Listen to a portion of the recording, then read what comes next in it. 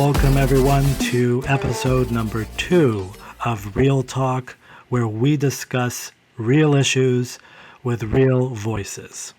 Basically, it is about breaking through the political spin, the corporate fluff, to bring you honest conversations about politics, business, and of course, our lives in society. I'm your host, Eddy, and a little bit about myself. I'm a political strategist, entrepreneur, and an award-winning filmmaker. With me today, we have David Bruno, who's a policy contributor to the Canadian government, and we also have John Panatiere, who is the Quebec Liberal Party's regional president of the Youth Commission for Montreal South. Hey, y'all. So today's episode is going to be about the 2 debates that the QLP, the Quebec Liberal Party, has had regarding its leadership race. The first one was in French and solely about Quebec's economy. And then after the break, we'll talk about the second debate, which was the only English debate that the party had. The funny side of all this till now is that no one has actually been talking about the Quebec Liberal Party's leadership race till now. I mean, starting 2025, the focus has generally been on the federal election in Canada that we just had and U.S. President Donald Trump. Now, currently in Quebec, the Quebec Liberals are polling around 20%. In terms of the latest February Léger leadership poll of the Quebec Liberal Party, the former Minister of Heritage, Pablo Rodriguez, is the frontrunner, leading with 27%, Marc Bélanger at 9%, and Charles Milliard at 6%, while 47 remain undecided. So, without further ado, let's begin discussing the Quebec Liberal Party's leadership race, starting with the first debate about the economy. So, who did you think ended up shining during this debate? And who do you think won the debate? So let's begin with David. In terms of the economy, I had my own little ranking system here. I would have to say they all had their points. When it came to Bélanger in particular, I think he was the only one that actually had a focused vision. So that would be my best moment in that regard. The only problem I had with him was I'm trying to find the right way of saying it and not sounding too evil about it, but it seemed coming out flat. But apart from that, I mean the issue that's most important that came out the clearest on Bélanger's part of view was vision, for sure. All right, thanks for that analysis, David. What about you, John? What are your thoughts? So, I mean, just talking about Bélanger, I noticed his stage presence was very solemn, like not a lot of movement in the first debate, actually. I did think his policy was more of a Quebec nationalist perspective on a more centralized economy. That's what he stated himself, right? I think he has an appeal to maybe more of like the right side of the Quebec Liberal Party, but it was quite interesting in that sense. From my real takeaway in who the main winner is, I did appreciate I'm actually torn, actually. It's between, I think, Blackburn and Bélanger, actually, for who I think, and they're very diametrically opposed on how they view the economy. I think Blackburn, his takeaway was for more of a free enterprise form of economy, and I think that's decentralized, and I think would see some results. But as part of like a clearer vision, I think Bélanger was able to succinctly state his vision and convey that to the audience, in my opinion. I'm going to chime in on that one. I had in regard to that, I think John and I are going to agree. I think Blackburn actually came out on top. I have a scorecard, and I was trying to do it as impartial as I could, and he got the most points on my card. My favorite part about Blackburn in that regard was he clearly came out and identified the lowest lying fruit that you can fix immediately, and that caught my attention right away. And the one thing that stood out was, how are we going to fix the food shortages or the the cost of living in that regard. And the easiest one was something that they've done in France is just start with the waste. The grocery stores are getting rid of so much stuff, and even France has a law that says you're not allowed to throw away produce. So that to me is the lowest lying fruit. We can fix it almost immediately. We can stock up our food banks. The other thing that stood out with Blackburn that was just right spot on was the focus that we're going to make now on investment in the military. Quebec already has a very well-renowned aerospace industry, and having that investment from the federal government is a no-brainer, and it's poised to go. So, in that regard, in the French debate, I think he came out on top.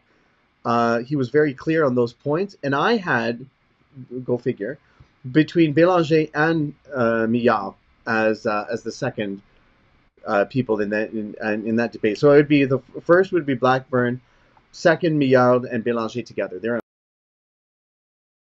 Okay, so let me just rewind a little bit. So, one of the main things that I do teach clients who are candidates in a race, and yes, I've been a former federal nomination candidate as well. They're preparing for a debate, is what I call the AARP. And no, it's not what you're thinking with the American context. So it stands for the following: argue, attack, respond, and then presence. Okay, so two of you already discussed the presence portion. Those who want a much more concrete and much more lengthy analysis, you can check my LinkedIn articles regarding each debate. I'll have a link in the video description as well. So whenever it is about TV debates or video debates, presence really becomes crucial, essential, because body language often communicates much more than words. And the prime example that she actually does give herself as well is at the 2016 U.S. presidential town hall, the second debate between Hillary Clinton, who is the Democratic nominee, and then the Republican nominee, Donald Trump. If you put the entire debate on mute, presence really does show, and you saw that not only Donald Trump seemed much more like to be dominating and domineering, but also literally stalking her around the stage, prancing everywhere. But whenever we're talking about the presence portion, that's what we're referring to. If you mute, who do you think had the most presence visually? But I still didn't answer the main question. I actually very shortly said there was no clear debate during this one. Because in my view, a debate needs to have in the responses of the candidates all those four portions, perhaps three, that are convincingly met. But I found that it was more like candidates were treating this as a question and answer period, as if this was a one-on-one interview on a podcast or something. Okay? The other thing that I noticed, especially with the ones you mentioned, as well as the frontrunner Pablo Rodriguez, is rather than actually focusing on, okay, here's what my position is, I answered your question about what my economic policy is, blah, blah, blah, what we ought to do. And you could have taken like the 20 seconds from the 60-second response to address what the weakness of the frontrunner perhaps is in terms of, whether it's track record, competence, policy difference, blah, blah, blah. But nobody seemed to even realize this, and nobody even tried to attack Pablo Rodriguez, who is the front runner. And may I add that he literally just received two new endorsements, Mara Risky, who are married, of course, Mara Risky and Greg Kelly as MNAs, which makes the total number of caucus MNAs to 10 who are supporting him. Okay? So I don't think, in my view, there was a winner at all, because the style of responding, maybe I'm too strict, call me crazy, but that's the way I am. But if this was us grading in terms of who answered questions best, that would be a different scenario. I think it would be a tie between Carl Blackburn, Pablo Rodriguez, and Charles Milliard, in my view. But then again, that's why I also said there is no clear winner in terms of this first debate about the economy. Do you have anything else you wanted to add before I go on to favorite moments? I will say Roy had some moments in the first French debates trying to Mm. poke towards Rodriguez's platform. I think out of all the candidates on stage in the first debate, he was really trying to make himself stand out in attacking Rodriguez's platform. He did invoke critiquing at least Rodriguez's platform, at least once from my recollection. And in the first debate, I did, and this will be my comments I'll have towards even the second debate in English. But in terms of stage presence, if we want to go back real quick, I Mhm. think in terms of who was most present and most active and getting involvement of the crowd, I would have to give that to Rodriguez, just merely on how warm he is on stage and how he walks around. But what does that look like in terms of being a good leader? Up for debate.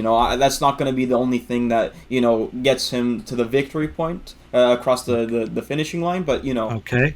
just leave Thanks, that there. John. Just on the point of who had the most presence, in your opinion, during this entire debate, David.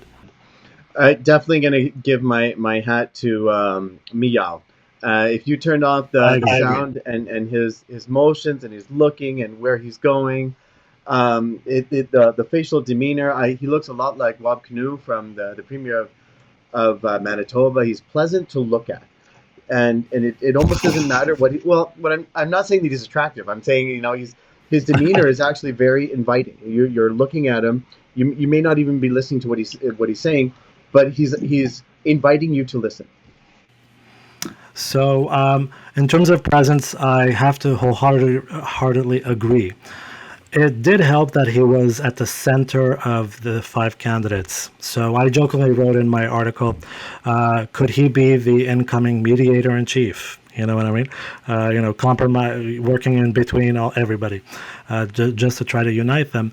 But all kidding aside, it really did help.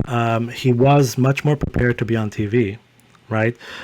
If you notice, during both debates, Charles Milliard, Carl Blackburn, and Pablo Rodriguez, and almost Marc Bélanger as well, they were trying too quickly to fit in their responses in the 60-second time frame. So what you often noticed, maybe this is not particularly in the presence portion, but it's relevant, it was as if they were playing the audio clip and fast forward, like at 1.5 or 2.0 speed level. So oftentimes what helped Charles Milliard is the way he was conveying the message in terms of articulating clearly what he's saying, taking the right beats, the pauses. That's what really matters in comparison to the other candidates, not just rushing through everything. Oh, I'd Um, agree. I'd agree with his demeanor, but in terms of the clarity on what he's saying, I'd have to take a point away on that one. Okay, so let's talk about who would you rather have a beer with? And with that question, it's always a question that's asked. So it's a very comical question that was started ever since the 2000 U.S. election because of George W. Bush, and a little bit in the 1992 U.S. election with Bill Clinton being the favorite as he had a comeback moment after the after the South Hampshire and Nevada caucus primaries, when he played jazz on late night. And that's when he started being the front runner, which was Hillary's idea, supposedly. So at this point, I'm going to say it's very difficult to find someone I'd like to have a beer with. But if in terms of who's the most relatable and human in terms of a personality, now, I also said in my analysis, I did not see anyone's personality exude, throughout this debate. I guess I had two favorite moments, though, in which that could have happened. So, number one is in terms of relatability. I would give this, it was only one moment, but it's still Pablo Rodriguez. This moment where he seemed to know what the regular Quebecer is going through when he talked about numbers in terms of average cost of groceries. He mentioned it's 325. I mean, the average is, according to the latest study, 300, which I'm completely fine with. He mentioned the price of cereal boxes, transportation costs, and the average rent in Quebec per month is 1,200. and he described these burdens of Quebec families as being enormous. So that was my number one favorite moment. The second one is probably much more on a comedic side, and frankly, the only funny moment, which was a little shocking. I was looking for others, I didn't find any in this debate. So it was when Charles Milliard actually jokingly, by touching Pablo Rodriguez's shoulder, he said in French, "I'm glad you're here, Pablo, because you're going to send me a check." There have been quite a few in Ottawa recently, and that's why I'm saying it. So, that was basically the way. So you were talking about demeanor, just to finish my point.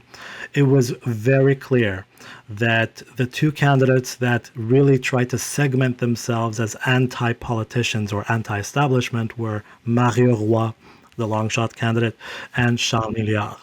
Charles Milliard especially constantly phrased almost every single one of his responses by, "Politicians often say this and do this. I want to do this." So and one thing I found particularly that I wanted to advise his team, if they're watching this or reading, is you need to be much more conservative with your speaking time whenever you're debating, especially with 60 seconds. So he often, during the first debate, and let me not start about the second, he started saying, "I agree with Mario on this, I agree with this." So it's not necessary to always start off like that, and what politicians often do, and then give your answer. Just use the anti-establishment tone without always having to mention, because unless you're trying to insinuate that the other candidates are establishment and you're not. I'm going to counter that one. I Sure. So, but don't forget, what was your favorite moment as well? Of the French debate. I hope so. Yeah. The first debate. Okay, John, you go ahead first. Oh, okay. Oh, sure. You seem so eager. No, I wanted to counter your point, but I'll get to that in a minute. John, well, yeah, go ahead. It's your floor. You have the floor. I just wanted to say that Milliard was in continuation of what you're saying before we go into where our best was. I didn't find him very clear in his what he was trying to say on policy. I know he was pleasant to look at and to listen to, but I'm still not clear on what the policy is. But a few things he was and a few things he wasn't. So if you're trying to be not very politician-y, you might want to try some black and white answers, is what people are really looking for, even though that may not be the right thing to do, but it is what people are looking for. John, go ahead.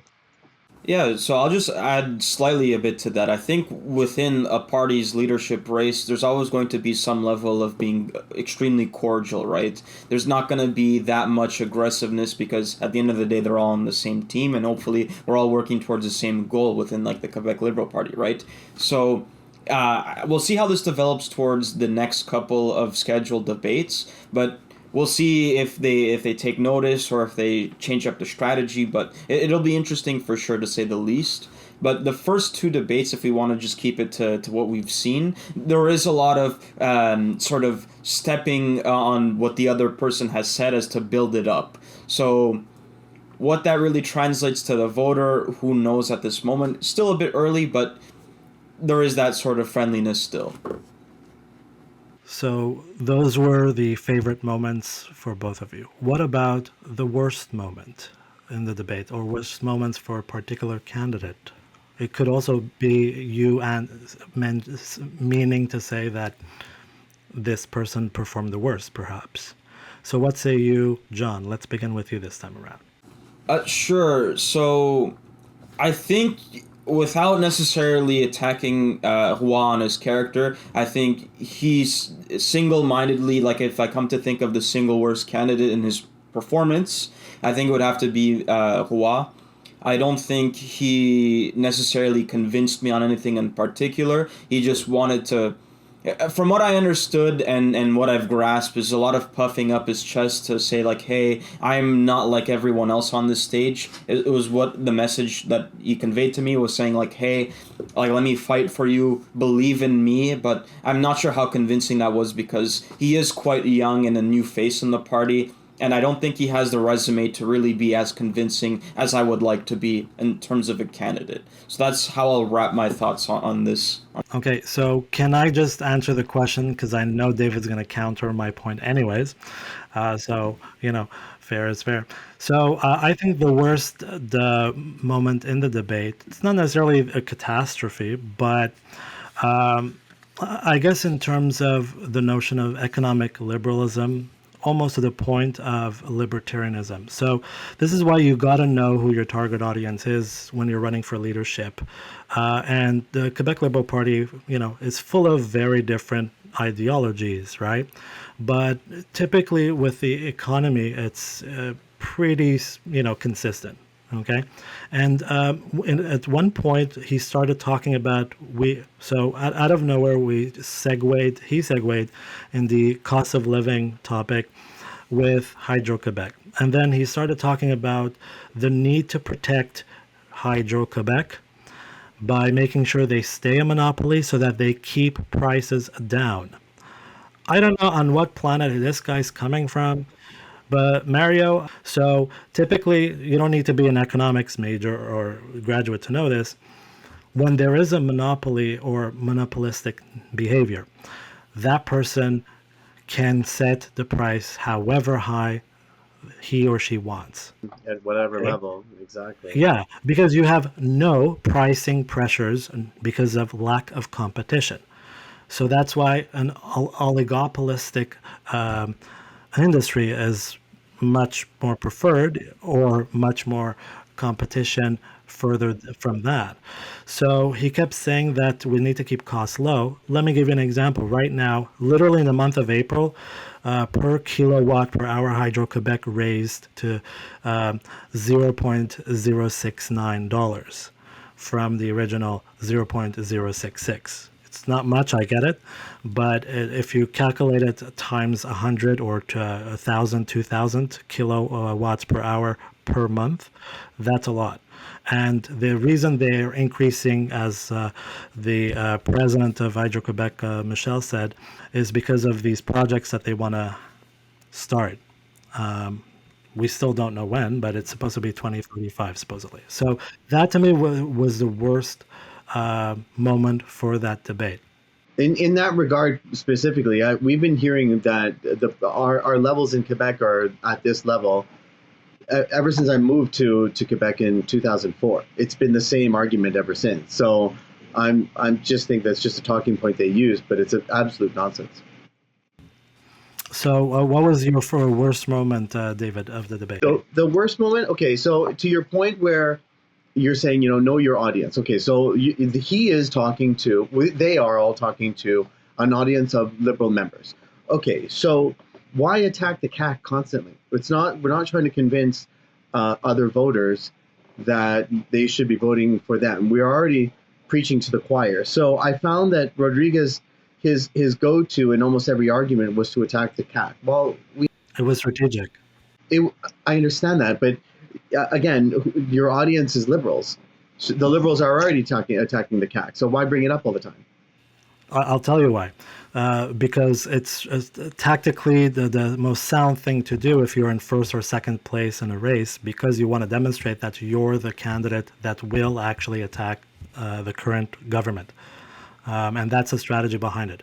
Is it presumptuous for him to do it at every single point? Yeah, right? But I think he can. And he kept on doing it. I think more so during the first debate rather than the second he did that, because he was at very few points put a little bit on the defensive, or at least they tried to put him on the defensive. In my opinion, it's a strategy that could backfire, because then it looks like you're just angry and you don't have policies of your own. True that. And you'll notice that he talks about his policy a little bit more during the second debate, by the way, even though it's not much policy specifications. I think in both debates, to be fair, the understanding of the root of the issue as well as what the solution ought to be was much more explained in both debates, and I'm being completely fair here, by Charles Milliard, which is a surprise because he's not a politician. And I guess during the second debate, a little bit in the second place for that point that I was making would be Carl Blackburn, right? But do you have any final words for the first debate before we veer off the second debate? I mean, I'll just wrap my thoughts collectively on the first debate. I think if we compare it to the second, I think the first debate covered a little bit more ground in terms of substance, but we'll see how that plays out in the upcoming debates for sure. But I thought it was fine. It was a welcoming event in Laval. So, it was cool, and I'm optimistic to see what the Liberal Party has to say moving forward. Okay, and David, we've got 30 more seconds. 30 seconds. Well, in general, I liked it. I liked it. I liked them. I was convinced by almost all of them. The only problem I had was Bélanger's message fell flat, and he had a lot of good points. I gave him good points to that, but it just didn't come out. Okay, so we're going to finish off this segment of the episode about debate one. And after this break, we'll be back and discuss debate number two, the only one that was in English, right after this.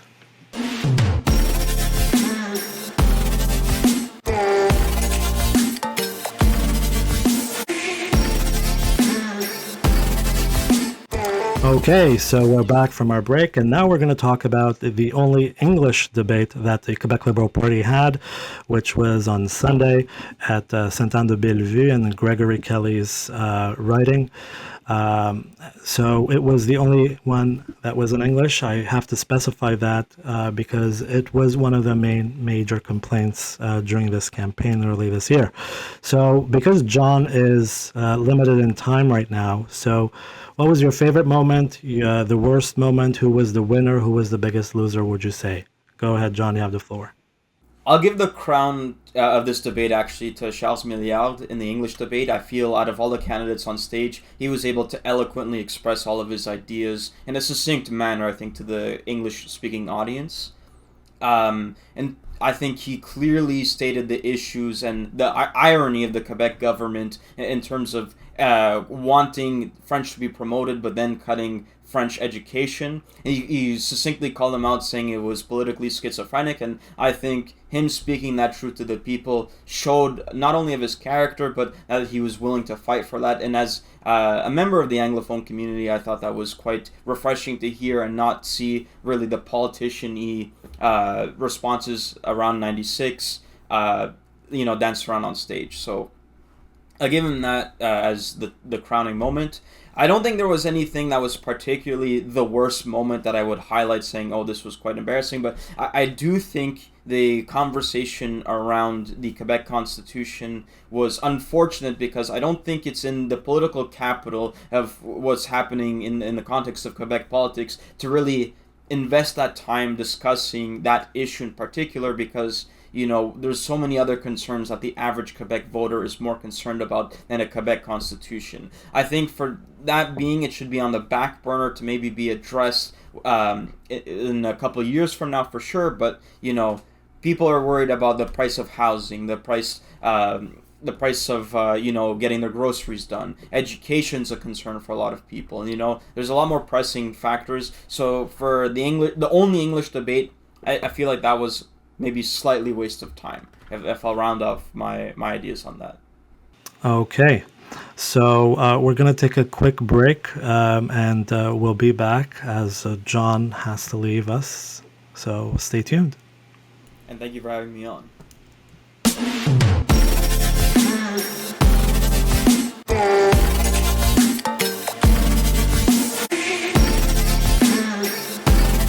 Okay, so we are back because John had to leave.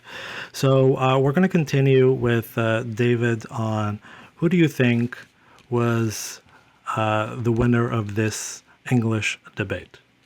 So in my wisdom of scorecarding, as I like to do with any debate, I found points were given on equally to Roy and Millard. I found that Roy was an excellent debater. His English may not have come out perfectly, but who cares? It doesn't make a difference.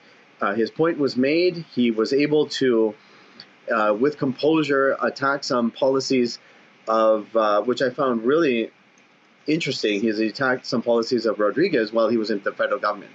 I thought it was brilliant because there was a moment where he was talking about what he had done while he was minister, and specifically on 96. And as 96 came out, when the question was asked here at the debate, what would you do? And he said, well, there's certain, he was wonderfully stated. Rodriguez said it was, certain parts were completely absurd, but then Roy came back and said, well, that's not what you said when it came out. So I found that was witty, and it was to the point. It was a good thing to have in a healthy debate, and I appreciated that.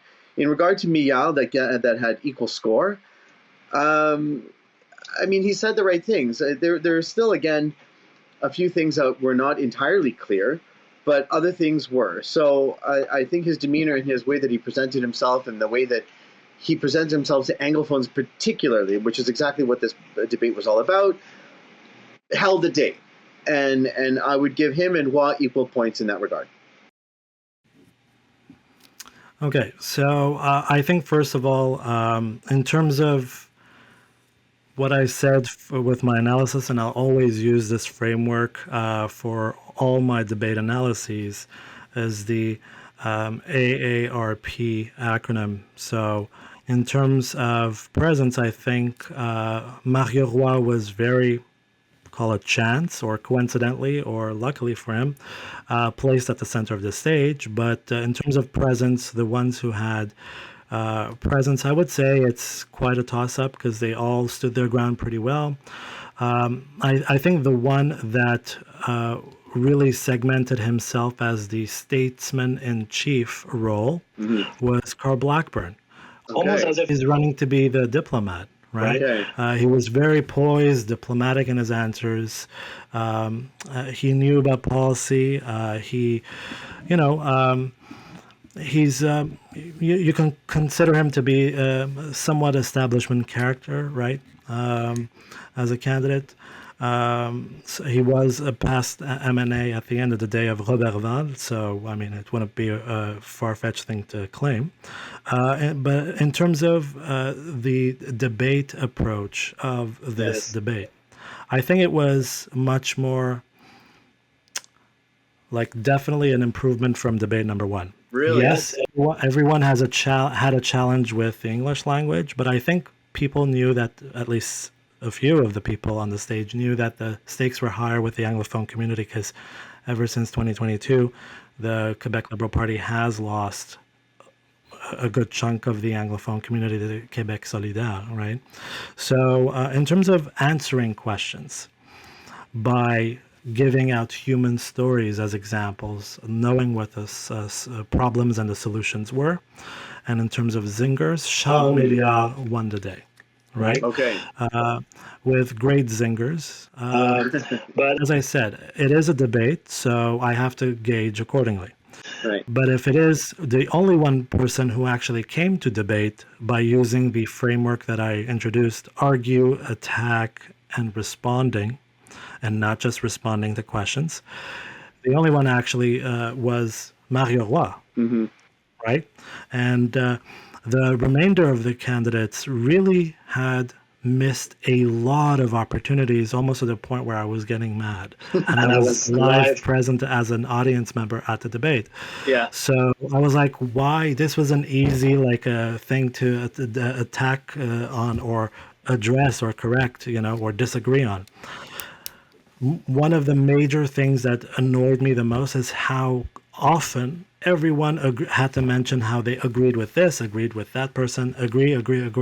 Oh, I didn't mind that, though. Well, it's normal in a party, but enough is enough of agreeing. Like Carl did not have to say with every single sentence, I agree with this, I agree with that, It became a little bit too much. Okay. In terms of missed opportunities, a lot of missed opportunities, especially against the current frontrunner Pablo Rodriguez. And I guess the one who came to debate is Mario Roy. Sure, his English was weaker than the other candidates, but I still did not mind. I understood what he was trying to convey. Yep. But is he going to gauge enough momentum, especially from the agricultural sector, from the regions, to propel him from fifth place to X, Yeah. third or fourth, because it is a preferential ballot? I was thinking about that as well, and what I did like in particular when you're mentioning Roy was the courage. I mean, you can tell that he's inexperienced, but I shelved it. You can tell. I was actually listening to what he had to say. Yeah, and majority I completely empathized with. Now, one of the things that was, and I'll get to the debate topics in a bit. One of the things, so I was talking about segmentation. So Carl Blackburn, statesman in chief among the people on the stage. Pablo consistently attacked François Legault again, a lot less than the first debate, but he still did. He wanted to segment himself as the guy to beat François Legault and Plamondon. Right. By the way, nobody attacked Plamondon other than Mario Roy. So Mario Roy segmented himself as the long shot candidate who's not afraid to take heads on in terms of. He was the clearest on that one. You're right. Yeah. Marc Bélanger, his speaking style is quite eloquent, okay? He is a lawyer by trade. He did talk about, I think it was a promoting stunt, his upcoming book, or his latest book that he released, Yes. in which he has an entire chapter apparently on Bill 96. Yes. But he kept on repeating, and this is a tactic that people have to do in speeches and also debates. If they want to segment themselves as X, right, you need to repeat it constantly. It's what Donald Trump actually, as a presidential candidate, did often very, very well. Okay. One word or a few words. I'm not talking about the name calling of people. I'm talking about like completely trying to persuade folks, no matter if it's factual or not. So it was very evident that Marc Bélanger wanted to imprint in our heads that he wants to raise public revenues through our natural resources. I heard that at least 5 times throughout the debate. I was like, okay, because he was trying to make the point that we need to at least stop being in deficit and at least try to break even or be profitable. Yeah. Right? So he said we need to. In my head, the first time or the second time I heard that, I was like, wait a minute, wasn't that line somebody else's infamous project? Projet du Nord. Right. Okay. That was many So years you know ago. what that was? And it worked very well. Jean Charest. Jean Charest. Jean Charest. With Charest actually did open up northern projects. What happened later was after he had left politics, it went the wayside, absolutely. But there was no political will after that. But that wasn't his fault, though. He'd actually completed his portion of the work. And I have to agree with you on Bélanger 100%. I heard the word resources over and over again. And I particularly liked when he came out and was the only one to say that knowledge is also a resource, which is something that I completely agree with. He talked about AI as well, actually. And AI, yes. But what I liked the most about in regard to this debate was for the Anglophone community saying, you're not a threat, you're a resource. And that that stuck out in my head. So, because in the past, Bélanger has said we shouldn't, we're not trying to be fearful of the English language, and I'm translating here, but we want to protect the French language. Right. So that's why he's perceived to be, especially by Anglophones, quite a nationalistic candidate. Okay. So I forgot to also talk about Charles Milliard.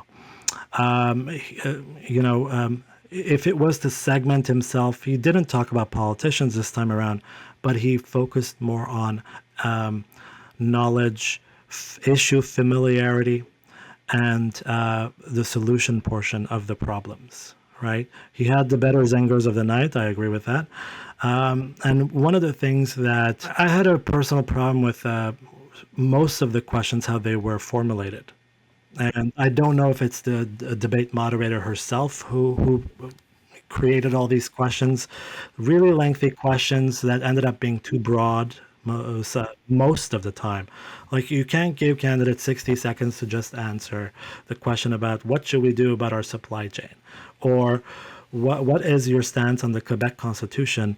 You know, since we're on the topic, one of the debate topics was about the Quebec Constitution, ironically enough, which I was like, okay, I've always been like personally against the party position, because at the last November's Congress, it got passed by the party. I did not vote for it, and I'll get to my reasons in a bit, but if I were to conduct an informal poll right now, or a professional one, which I do, it would not even rank one of the 15 top issues of Quebecers, whether or not we need a Quebec Constitution. So this type of language, in my view, it makes us seem. But one thing I forgot to mention to our audience is that I was also quite involved with the Quebec Liberal Party, especially in 2022 and 3. And with the leadership race, I'm quite Swiss, so I don't have a stake. So folks should not think I'm on the team of somebody particularly. I'm leaning towards one or two people, though.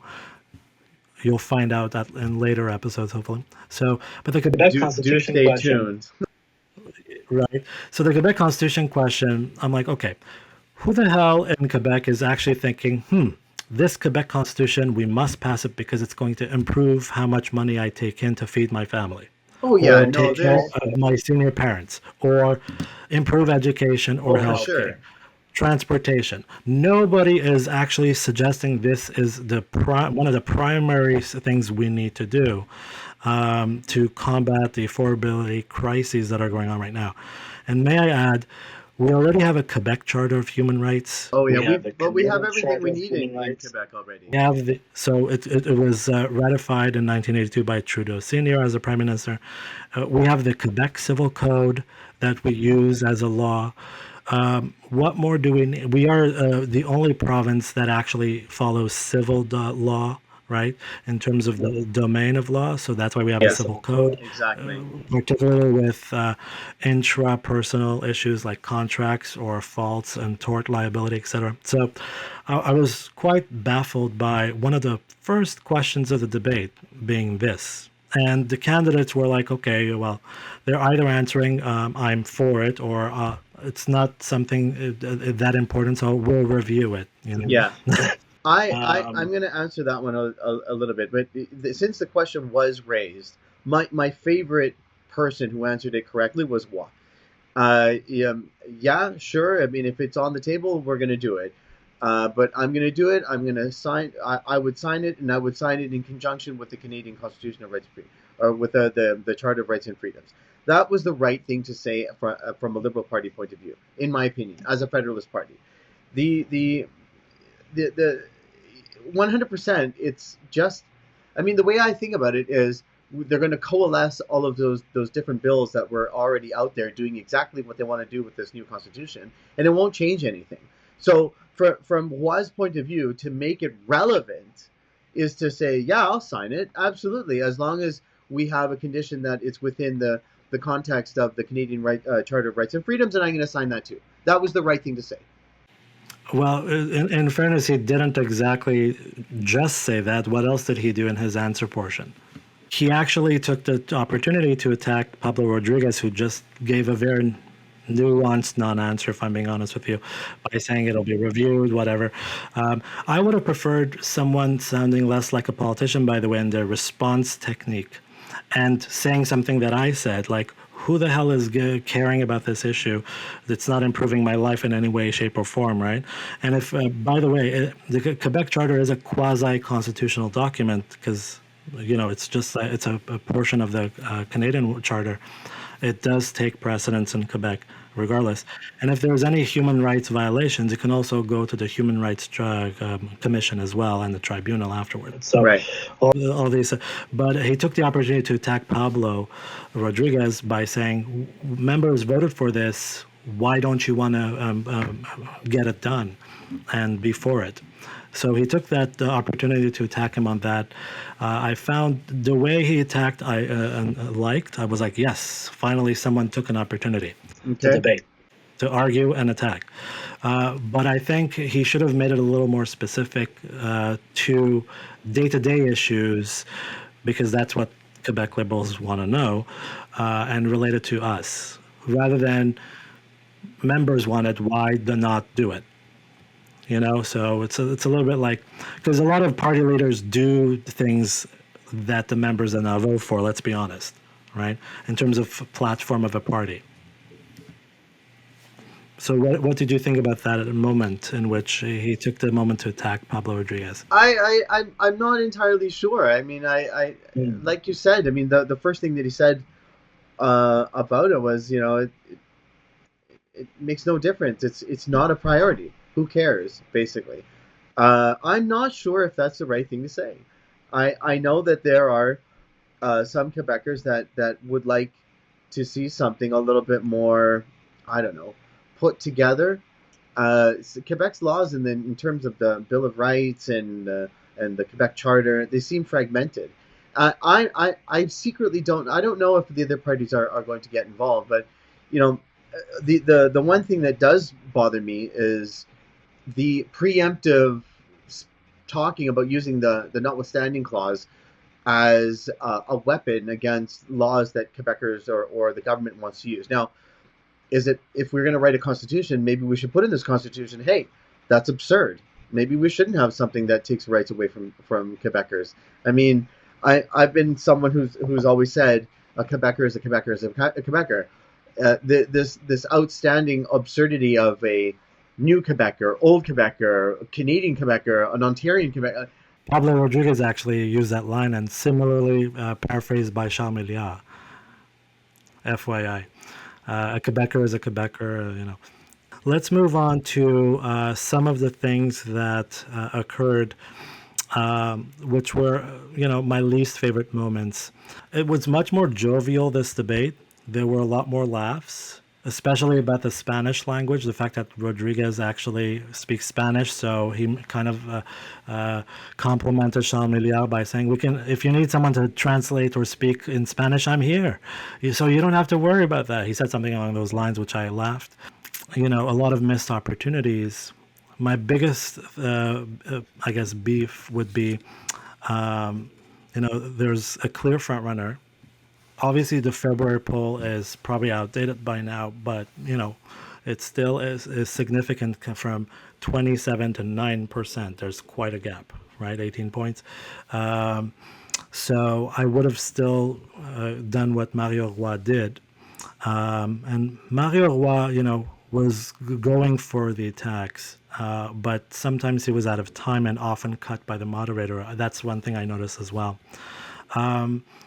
Another moment was Marc Bélanger, when, I don't know how to categorize that, whether it's one of my favorite moments or least favorite moments, but he talked about dealing with people internationally, and then he said something along the lines of, I've dealt with many people and negotiated with many people internationally and led them as well in terms of negotiations.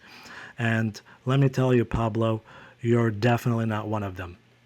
And it was meant, I think it wasn't worded well, but I understood. I was like, ooh. And then in the room, you felt like somebody like stuck a pin or something somewhere. So it, depending on what type of viewer you are, you either liked it or you did not.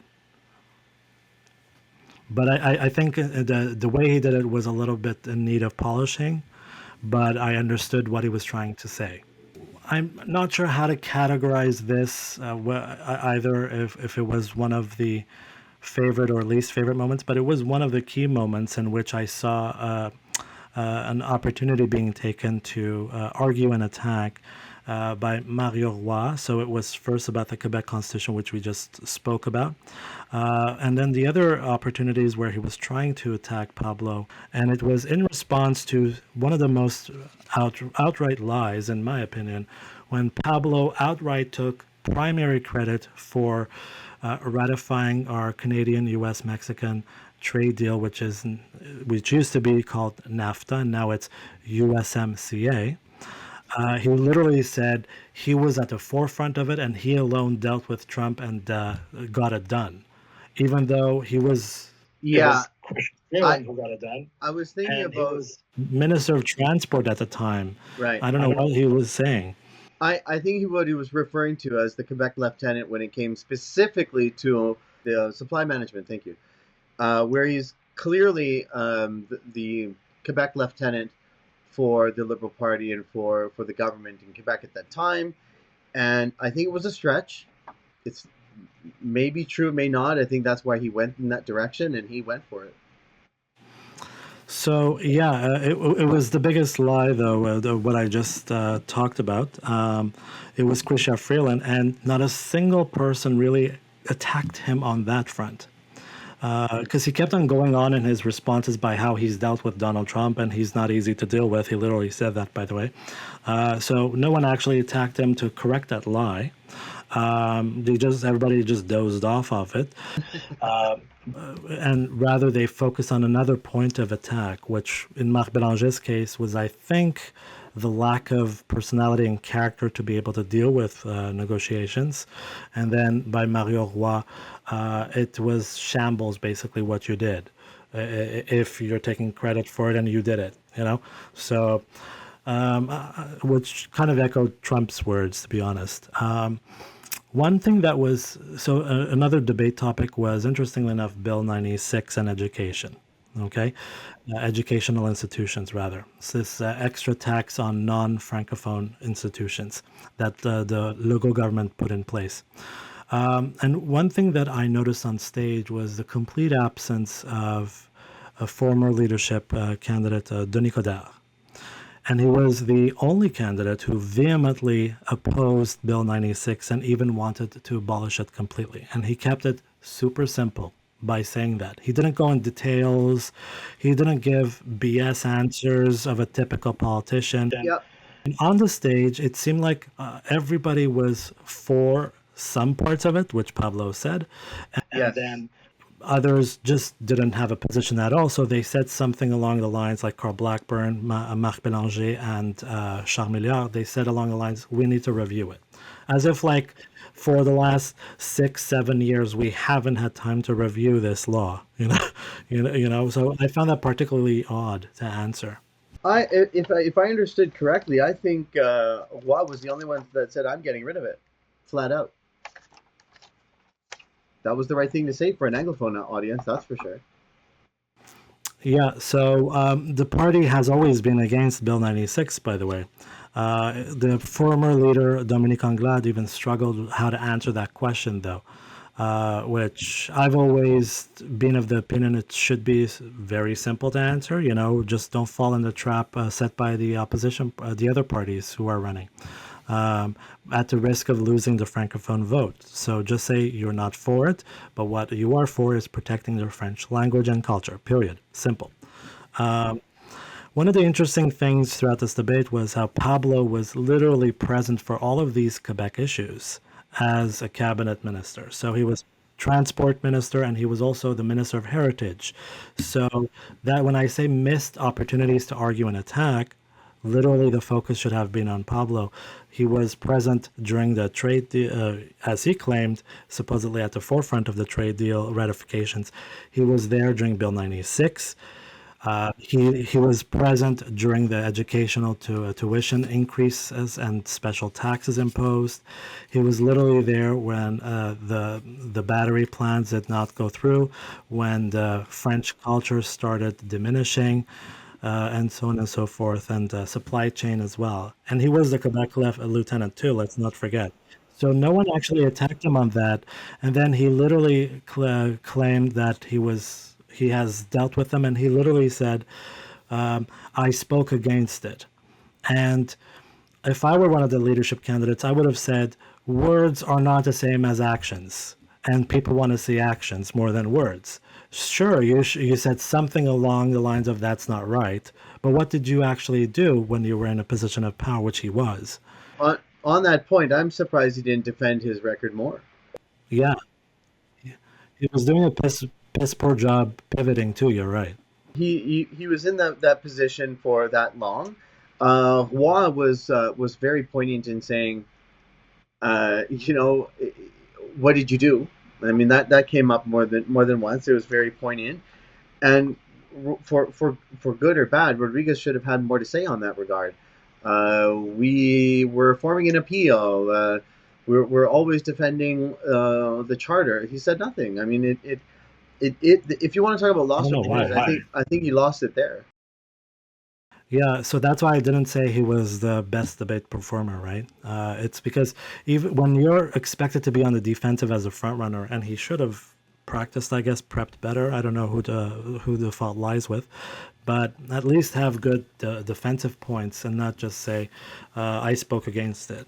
So simply, but if I had to like paraphrase it and sum it up in one sentence, he mainly tried saying that. It looked like he was very, very confident in his experience in speaking in the House, and it sounded like that. It, if I didn't know any better, it looked like he was unprepared, which I know he was, but it came out. I don't want to say the word flat, but I mean I know he could do better. Let me put it to you that way. So it was for the front runner. There should have been way more ammunition in his gun. Hmm. And this is the time during the debates where, starting from the second till the end, you need to actually differentiate yourselves as candidates, because you can't all be in unanimity, homogeneous. Like, I agree, I agree, I agree. Okay, we get it. You agree. Try to differentiate yourself on why we should vote for you. Rather than why we shouldn't vote for you. That's the irony and all, all that too. Again, that didn't bother me all that much, though. What I really was looking for, not even necessarily what makes them different amongst each other. Uh, Talk about what makes the Liberal Party different from all the other parties. Yes, I found that was lacking. What exactly is sticking out that makes you favorable to? Don't worry about the anglophones, but what makes you completely different? And I didn't get that in anything 100%. There were a few notes that I made that did stick out, but I mean the when we're talking about the healthcare and how it's completely broken, and it's not completely broken. It's just overwhelmed. So having when they were talking about having the public sector help out Being helped by the private sector. by the private sector, yeah. Yeah. I mean, there are points to be said about it. I mean, if you want to demonize it, you can say, well, there's a two-tier system. Well, not really. I mean, if you look at Ontario, for example, and I'll give you an example of the blood draw clinic, Life Labs.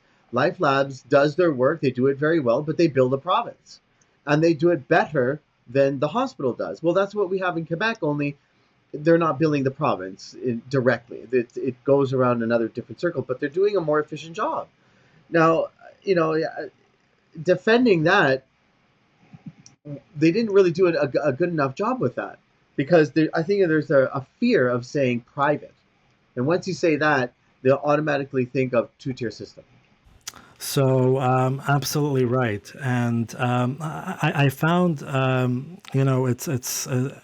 there's more debates obviously that are shaping up. The next one being in literally 2 days. Um, there needs to come a point where you need to go for the jugular a little more, and people are looking for not someone with policy familiarity, someone who has plans, right? But someone who's able to take on not just Plamondon, but also Legault, right? Because the Parti Québécois is right now at the helm of the polls and not François Legault. So I think in terms of the target focus for the attacks that Pablo Rodriguez focused on, it also needs to be much more, thrown towards the Plamondon camp a lot more. And I find that the leadership race, for whatever people thought, is the best timed, because it's at and it wasn't intentional at first, but it's at the most opportune moment. We just had a liberal super minority election result, and the momentum is on the liberal side. So this is the right time to have these debates on the race concluding next month. So I find that it's the most opportune time to rebuild the party. And I think one of the key things I've noticed throughout this debate is not a single one of the candidates said that they're proud liberals. And that's what we're looking for. Who's going to be captain, not just Captain Canada, but also Captain Liberal in Quebec, right? I still don't see someone who is a proud liberal. And I think starting from debate number 3 and onwards, you really need to focus on segmenting yourselves if you're the candidates as that, because it's going to increase people giving you first or second choice on the ranked ballots. Would you like to add anything, David, to that point? Would I like to add anything? I think I think they're on the right track. There was no knockout punch if that's what we're looking for. They need to focus more on what makes them completely different. I'm still not convinced. I don't know what it is. I didn't hear it, and if I did, it just went in one ear and went out the other. So I'm not really sure what to say about that. Do they look good in terms of putting themselves together for the public? There has to be more refinement, I believe. I'm a little tossed up on who. I think anyone could win this. Almost anyone could win this. I know that Pablo's Yeah. out front and he's got the experience. He's been around. He's been around the mountain a few times. He knows what he's talking about, but I'm not entirely convinced yet that he could carry the day. I mean, with a ranked ballot, we all know that could change with it on a dime. So the other candidate, I mean, if you look at Roy, he has the most to lose, and so he came out swinging. He looked. Actually, the least to lose. I think there's still work to do. Okay, so my bottom line, I guess, at the end of this analysis for debate number 2 is keep the swinging coming, and be much more proud to be liberal in your messaging strategies. That's my point. So that's all for today's episode of Real Talk. Once again, thanks, David. I'm glad to have had you. Until next time.